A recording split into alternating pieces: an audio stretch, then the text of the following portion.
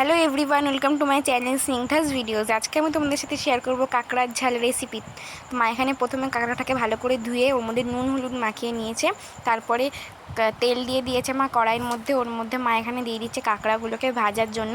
আগে আমি কোনোদিনও কাঁকড়া খাইনি অবশ্য, কিন্তু আজকে আমি খেয়েছিলাম গরম ভাতের সাথে, খুব সুন্দর লাগছিল খেতে।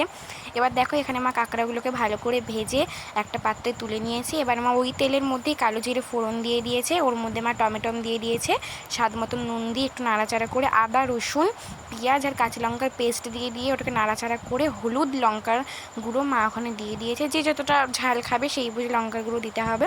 ভালো করে নাড়াচাড়া করার পর মশলাটাকে কষিয়ে নেওয়ার পর ওর মধ্যে মা অল্প জল অ্যাড করেছে। এবার ওটা কিছুক্ষণ ফুটে যাওয়ার পর মা ওর মধ্যে সব কাঁকড়াগুলোকে দিয়ে দিচ্ছে। আর তোমাদের যদি ভিডিওটা ভালো লেগে থাকে অবশ্যই লাইক শেয়ার কমেন্ট আর সাবস্ক্রাইব করে আমার পাশে থাকবে। এ দেখো দেওয়ার পরে দেখো কি সুন্দর একদম লাল লাল হয়ে চলে এসেছিলো।